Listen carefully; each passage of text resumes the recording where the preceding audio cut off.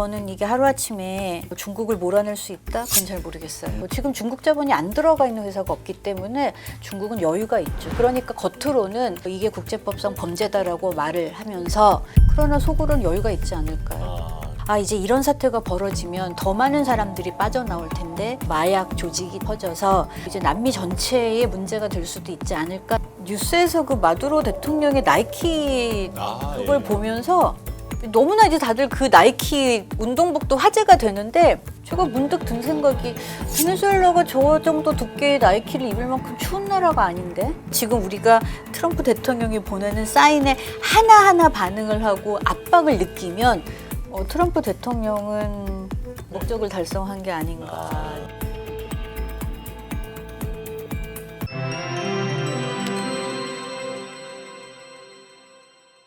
박사님 아마 이번 사태 터지고 나서 전화 굉장히 많이 받으셨을 것 같습니다. 네, 그런데 이제 예. 혹시 모르시는 분들께서는 아시연구소에서 왜 라틴 아메리카 얘기를 하지 예. 하고 헷갈리실 수도 있을 것 같은데 저는 칠레에 한 20년 가까이 또 학교에서 학생들을 가르쳤고 네. 아시아 연구소에서는 한국도 아시아와 중남미를 비교하는 연구를 하고 있습니다. 예. 그러니까 이제 중남미 그 전문가라서 당연히 이제 저희도 어렵게 섭외를 하고 전문가는 아니고요.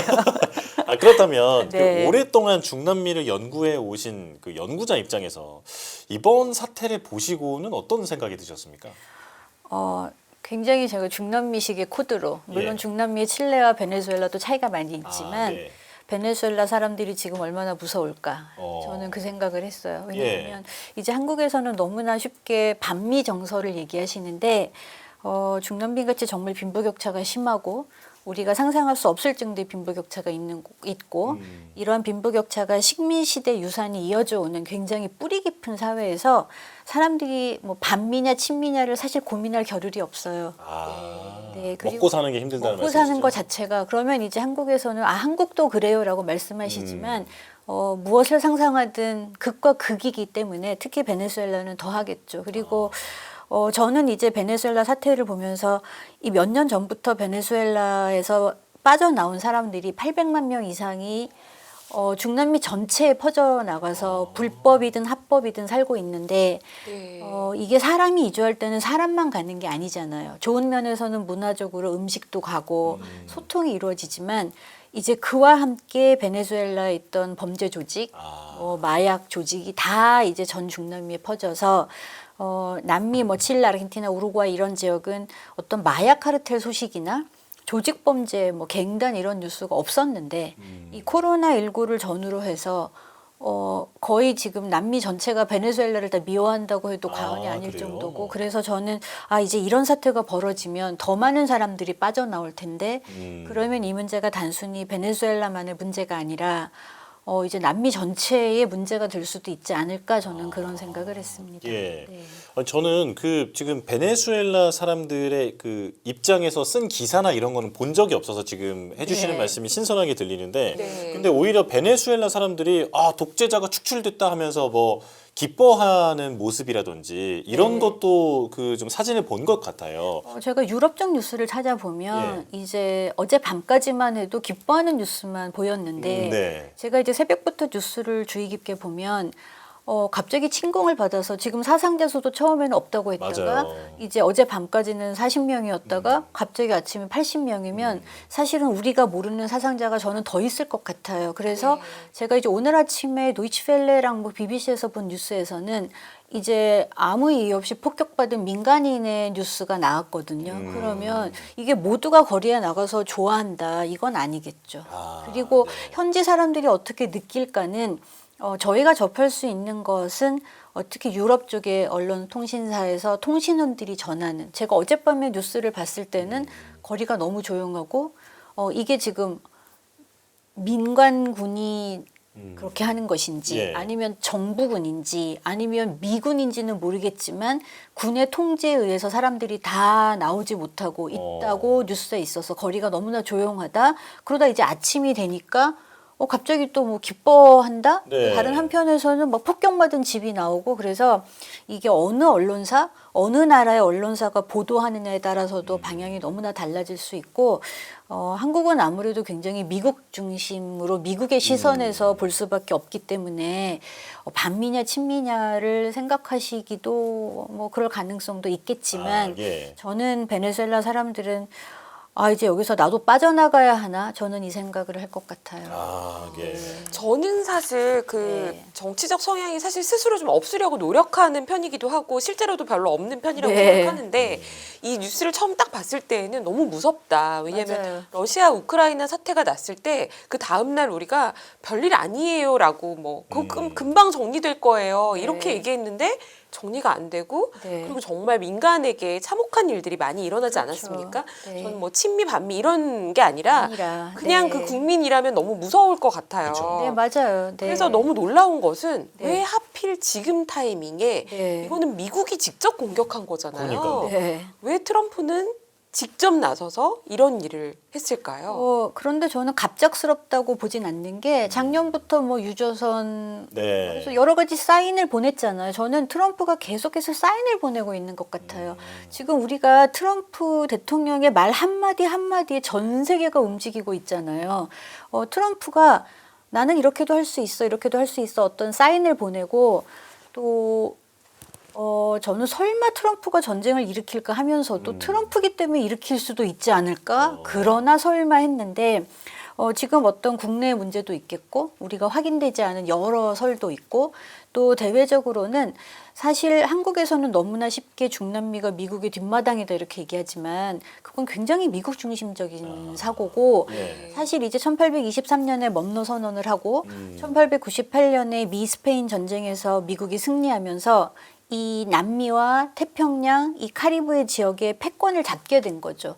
미국은 그 이후로 이 먼너 선언을 신먼너 선언이라고 할 것도 없이 이 먼너 독트린을 기본으로 해서 자기들이 어떤 서방고의 주인이라는 생각을 버린 적이 없어요.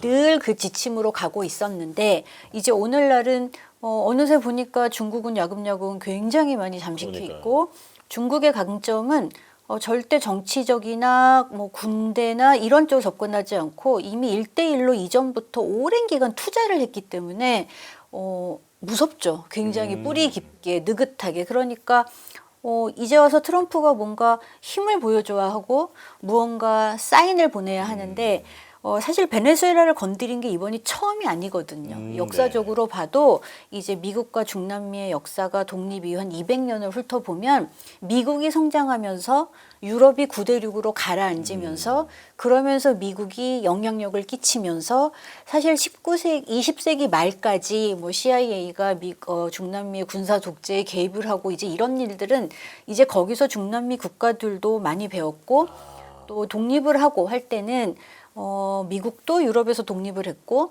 우리도 유럽에서 독립을 했고 이제 독립을 하면서 어떤 유럽 제국주의를 다 같이 몰아냈다는 어떤 연대 의식이 있었는데 네. 이게 점점 어떤 뭐 형리 마오 같은 미국이 만들어낸 논리에 의해서 개입을 하고 또 중남미가 불안정한 정치 상황을 겪으면서 그때마다 누군가는 미국의 군사적 도입이 필요할 때가 있고 그러나 그 끝은 꼭 이제 국내 정치 불안을만 남겨놓고 그들은 떠나버린 결과가 이런 악순환이 계속돼 있기 때문에 이번 베네수엘라 경우는 일단 카리브해에서 가깝고 카리브해가 굉장히 중요한 지역이잖아요. 네. 지정학적으로. 그래서 여러 가지 시그널을 보내는 와중에 저는 그러지 않았을까 생각합니다. 예. 네. 그러니까 이게 정치적 뭐 이런 걸 떠나서 지금 역사학자시다 보니까 예, 그 네. 과거 역사의 그런 이제 사례를 통해서 현재 우리가 좀 유추해 볼 수 있는 점. 네, 저는 이런 부분들을 좀 사실은 보시는 엄밀히 거잖아요. 말하면 역사학자는 아니에요. 아, 그렇습니까? 네, 저는 예. 중남미 문학을 했는데 예. 네, 이제 칠레에 가서는 한국 역사를 가르치고 역사학과 소속의 교수였고 예. 하다 보니까 뭐 어떤 케이팝을 비롯한 오타쿠 문화 수용도 연구를 하게 되고 그러니까 중남미의 정체성이 저는 그래서 중남미 문학이 재밌는 게 어떤 소설이나 이런 게 아니라 이런 이런 어떤 굴곡진 역사를 겪으면서 주로 작가들이 신문 기자이면서 작가인 사람들이 많고 그래서 저는 처음에 이렇게 중남미 사람들은 말이 많아 이렇게 생각을 했어요. 네. 왜 행동은 없을까? 그런데 이 역사를 보면 어떻게 할 수 없는 상황이 너무나 많고 그래서 사상가 또는 철학가 또 이런 기자 출신들이 에세이를 많이 썼죠. 그래서 중남미 사람들이 너무나 게으르다 어떻게 할 수 없다 하지만 이제 외국의 학자들이 말할 때도 역사가 그들의 실패를 원했다 이런 말이 있을 정도로 네. 이게 베네수엘라의 이 오늘의 일이 이제 단순한 일, 오늘 어제 하루 아침의 일은 아닌데 이제 미국 입장에서 보면은 이제 정말 뒷마당이 아니네. 얘네가 내 말 안 네. 듣네 하는 그런 것. 근데 저는 이게 하루아침에 중국을 몰아낼 수 있다? 그건 잘 모르겠어요. 네네. 네. 지금 중국을 몰아낼 수 있다. 이 말씀하셔서 바로 질문을 드리면요. 네. 트럼프의 의도가 네. 석유를 장악하는 거냐, 에너지를 네. 필요로 하는 것이냐, 아니면 중국과 또 이 러시아. 친중 국가들을 네. 압박하는 거냐. 다겠죠? 네, 어느 쪽에 좀 더 무게가 있을까요? 전 다인 것 같아요. 왜냐하면 트럼프가 이렇게 지금 작년부터 이렇게 하나 던졌잖아요. 계속해서 시그널을 던지잖아요. 처음에는 구실이 마약이었고, 그 다음에는 또 중국이었고, 또 갑자기 또 이제 석유라고 대놓고 말을 했고, 그렇기 때문에 그 모든 것을 원하는 거 아닐까요? 사실 네. 지금 석유를 바로 트럼프 자신도 말했잖아요. 우리는 이 땅에서 많은 돈을 벌어들일 건데, 그러기까지 시간이 많이 걸린다. 네. 자신도 지금 당장 얻어질 수 없다는 걸 알잖아요. 그리고 베네수엘라가 제가 정확한 수치는 기억이 안 나지만 거의 600억 달러 이상의 중국에서 네. 석유를 담보로 아. 차관을 줬는데 그리고 민간 차원에서도 1억 불 이상의 투자를 한 것으로 제가 알고 있는데 미국이 관리를 한다? 그럼 나중에 이 상황이 어떻게 되는 거지? 하는 의문을 가질 수밖에 없죠. 예. 근데 저는 이번 사태를 딱 보고 나서 네. 일단 한 나라의 대통령을 다른 네. 나라가 가서 그러니까 네. 참고해 올 수 있는 것이 일단 그게 말이 되느냐 이게 일단 궁금했고요. 네. 그리고 지금은 이제 과도 정부를 미국이 운영하겠다라고 직접 발언을 하지 않습니까? 네. 그러니까 이게 있을 수 있는 일입니까? 없겠죠. 정말 그런데 작년에 이제 뭐 배를 띄우고 군함을 보내고 할 때만 해도 이게 과연 법적으로 불법이냐 합법이냐가 약간 희미했다면 네. 이제 이거는 명백히 불법이라고 할지라도 국제사회에서 미국이라는 강대국을 대상으로 어디까지 제재를 할 수 있을 것인가 유엔도 그런 한계가 있고 트럼프 입장에서 저는 이렇게 전혀 새로운 정말 남들이 상상도 네. 못한 어떤 국제 체제를 어긴 문제가 새로운 체제를 만들었다기보다 어디까지 규범을 깰 수 있지? 내가 어디까지 할 수 있지를 한번 시험해 본 건 아닐까. 저는 베네수엘라 국민들도 트럼프도 마두로도 아니면 해외에 나가 있는 마차도도 마두로 한 명 없어진다고 해서 베네수엘라 상황이 바뀔 거라고는 아무도 생각 안 할 거예요. 어차피 구조적인 문제가 있기 때문에 네. 마두로 하나 없어진다고 어떻게 해결이 될까요? 네. 그러면 이게 남미에서의 지정학적 문제로 계속 확산이 될 거라고 보십니까? 아니면 베네수엘라 하나로 조금 이렇게 있다가 어느 정도 원래 그랬으니까 원래 문제가 있었고 미국은 남미를 통제하려고 했기 때문에 그냥 그러려니 하고 있을 수 지나가는 있다. 예. 일이 아까 될까요? 말씀드린 것처럼 이제 베네수엘라에서 더 많은 사람들이 빠져나오겠죠. 남미 전체의 문제가 되겠죠. 왜냐하면 우리는 이제 육로로 국경을 넘는 게 상상이 안 되지만 그 베네수엘라 사람들이 걸어서 콜롬비아로, 에콰도르로, 페루로, 그래서 칠레로 내려와요.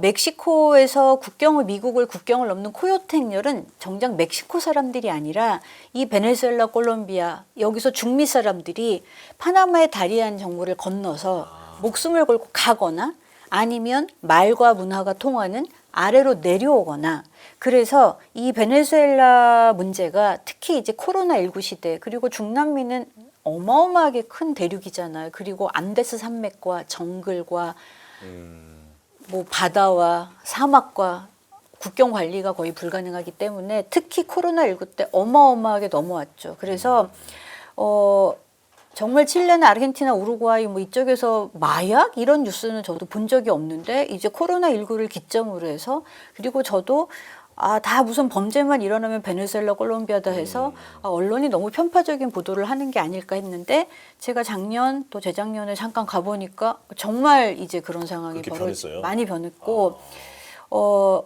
그리고 이제 이쪽 남미 사람들이 보통 중남미 하면 마약을 다 생각하시지만 네.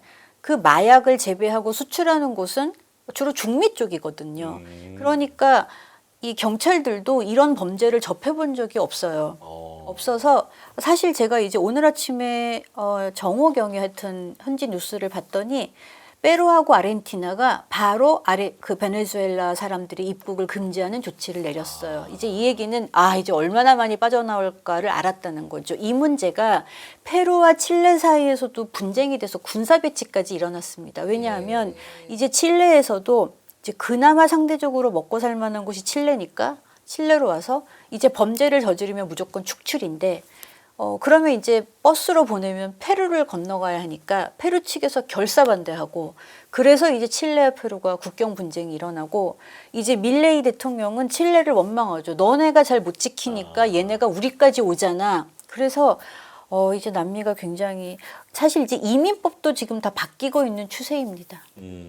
예. 네. 지금 박사님 설명을 들어보니까 남미에 대해서 네. 상당히 모르고 있었다. 저는 너무 기준이 남미 생각만 지금. 저는 들으면서 제가 이제 건설 애널리스트를 할 때 이제 네. 중동을 좀 공부를 했었는데 네. 중동하고 이제 메나 사태라고 하잖아요. 네, 네, 북아프리카 네. 지역에서 뭔가 소요 사태가 하나씩 일어날 때마다 유럽으로 그쪽에서 난민이 워낙 넘어가죠. 문제가 많아졌고 그렇죠. 네. 그게 수년에 걸쳐서 그렇죠. 결국 독일과 또 영국의 브렉시트 그렇죠. 별의별 일들이 다 일어났거든요. 네. 그럼 이제 남미가 이미 본격적으로 그런 일이 벌어지고 있었어요. 네. 너무 우리가 중남미에 관심이 없었을 뿐이지 현지에 살면 그걸 다 느낄 수 있었고 그냥 우리가 조금 외교적으로 좀 편식이 심하다 보니까 네. 예, 또 너무 멀기도 하고 네, 그래서 그런데 저는 사실 이제 그 안에서 일어날 문제가 더 걱정이 됩니다. 네. 그러면요, 요걸 여쭤볼게요. 또 순전히 또 저희 관점에서 질문을 네. 드릴 수밖에 네, 없는데 네, 네. 중국이 과연 가만히 있을 것이냐? 전 가만히 있을 것 같아요. 그래요. 왜 그렇게 보시나요? 저는 여유가 있을 것 같아요.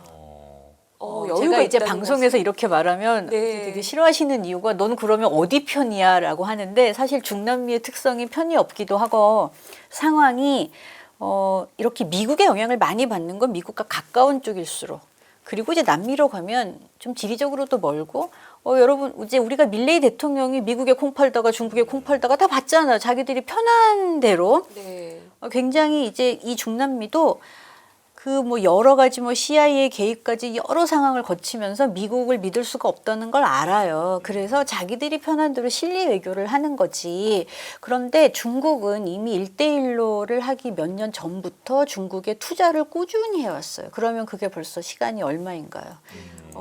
중남미에 정말 거의 모든 나라의 인프라에 중국 자본이 안 들어간 곳이 저는 없다고 봅니다. 그리고 이제 제가 출처를 못 찾았지만 몇몇 나라에서는 아주 상주하는 브로커가 있어서 정치적으로도 많은 활동을 하고 있다고 하고 저도 칠레에 살면서 중국이 가시적으로 보이는 거를 스며든다고 하죠. 처음에 이제 한 20년 전에는 뭐 중국 사람들이 와서 뭐 땅을 산다더라 뭐 이런 얘기가 들리다가 어느 날 슬금슬금 중국 은행이 들어오고 중국차도 막 늘어나고 지금 제가 알기로 칠레에도 전기회사 가장 큰 전기회사 중에 하나도 중국 자본이 들어가 있고 베네수엘라도 그렇고 지금 중국 자본이 안 들어가 있는 회사가 없기 때문에 중국은 여유가 있죠. 그러니까 겉으로는 이게 국제법상 범죄다라고 말을 하면서 그러나 속으로는 여유가 있지 않을까요? 예. 네, 저는 남미에는 그렇습니다. 그래도 우리 편이 훨씬 더 많다라는 식의 여유가 그 좀 편의 개념이 없거든요. 남미 사람들은 나한테 도움이 되는 사람이면 되는 거죠. 왜냐하면 네네. 중국은 뭐 물백신이든 뭐든 코로나19 때 백신도 보내주고 또 인프라도 건설해주고 필요할 때 투자도 해주는데 미국이 그럴 상황이 아니었잖아요. 미국은 그런 걸 해줄 게 없잖아요. 그러면 이제 편한 대로 하는 거죠. 그리고 지금 중국이 중남미 거의 모든 나라의 최대 교역국이기 때문에 무시할 수 없죠. 그 힘을. 그래서 네. 너무나 이제 뭐 에너지, 뭐 금융, 인프라에서 베네수엘라도 물론이거냐 중국하고 깊게 연결이 돼 있고 중국은 단 한 번도 군사적 개입을 대놓고 한 적이 없어요. 속마음은 우리가 모를지라도. 그래서 그동안의 영향력을 오랫동안 천천히 그렇게 축적을 해왔기 때문에 겉으로는 뭐 외교적인 주권이나 비계의 원칙을 강조하지만 경제적으로는 기존 관계를 유지만 해도 충분히 중국은 여유로울 수 있죠. 예, 그러니까 중국 외교부는 성명을 내놓기는 했는데 네. 주권 국가에 대한 미국의 노골적인 무력 사용과 대통령 공격을 강력히 규탄한다. 그 말은 계속해서 하겠죠. 네, 말은 저렇게 하지만 네. 하지만 어떤 행동으로 옮기기보다는 그냥 지금 현 상황이 이미 지배적이기 때문에 네, 여유가 현 있지 상황을 않을까요? 유지할 것이다. 네. 자, 그렇다면 저는 네. 궁금한 게 지금 베네수엘라 부통령이 네. 권한 대행을 하고 있잖아요, 이제는. 네. 그런데 미국은 이 부통령과 손을 잡고 베네수엘라 통치에 나설 것인 건지 내부 정치가 어떻게 될까요? 그것도 이제 뉴스를 지금 너무 시시각각 변하잖아요. 네. 처음에는 그 부통령이 굉장히 미국이 협조적인 것 같았는데 그 다음에 방송에 나와서 우리의 유일한 대통령은 니콜라스 마두로밖에 네. 없다고 선언을 했다가 갑자기 또 오늘 아침에 봤더니 US 아미가 이 부통령을 뭐 이렇게 인지를 했다.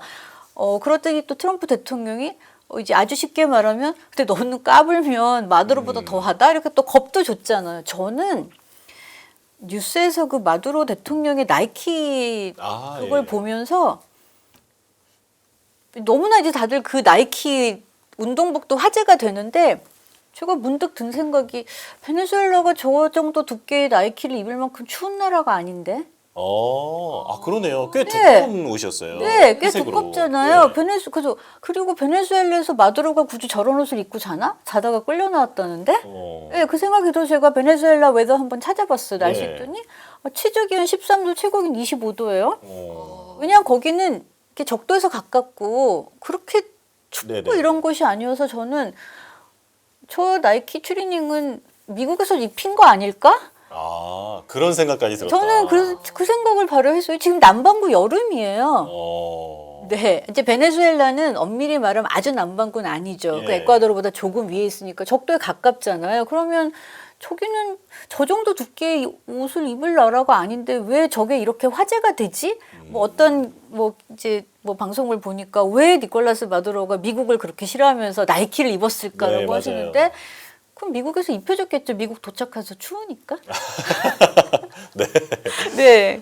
우리가 너무 지금 이 미국에서 일어나는 하나하나에 너무나 지금 강한 반응을 보이잖아요. 막 트럼프가 이 말을 했어.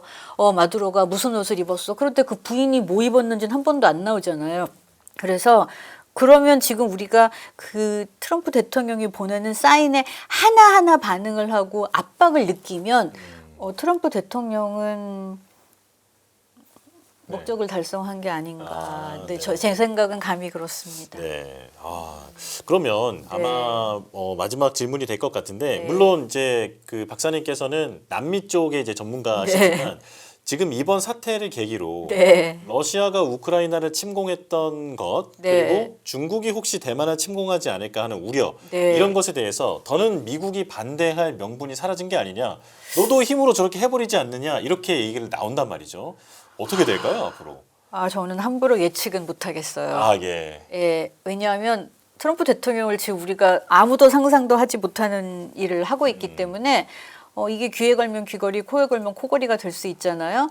내가 했다고 너도 해?가 될 수가 있고 내가 했으니까 너도 해?가 될 수도 있고 그래서 예측 불허가 아닐까. 이게 뭐 시간과 국제 환경이 어떻게 돌아가느냐에 따라서 또 트럼프가 판단하는 여러 상황에 따라서 결정을 급작스럽게 내리겠죠.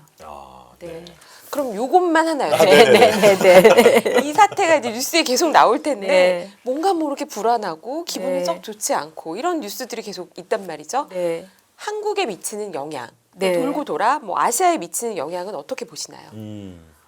충분히 겁을 줬잖아요. 북한에서 쳐들어오면 어떡하지? 김정은도 겁을 먹으면 어떡하지? 바로 미사일 시험하잖아요 북한이. 네, 그래서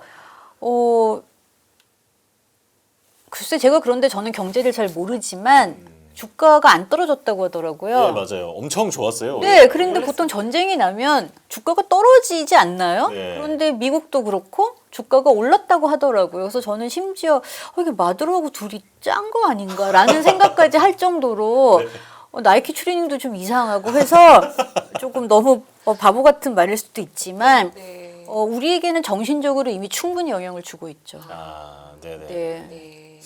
아, 지금 뭐 이재명 대통령이 이제 그 국빈 방문으로 중국에 가서 네. 외교를 하고 있는데 네. 이 사안도 상당히 논의가 좀 될 것으로 네. 보이는 상황입니다. 네. 자, 국제 정세가 정말 힘의 논리가 다구나 이런 걸 좀 네. 깨닫게 되는 계기였던 것 같고요. 자, 여기서 인사드리겠습니다. 서울대 아시아연구소 민홍정 박사와 함께했습니다. 고맙습니다. 감사합니다. 감사합니다. 금융투자로 돈 벌기 쉽지 않으시죠? 그런데 불가능한 것도 아니죠. 글로벌 IB 트레이더의 눈으로 본 더 넓은 금융의 세계, 그들의 투자의 기술 정말 궁금하지 않으십니까? 여러분들을 응원합니다.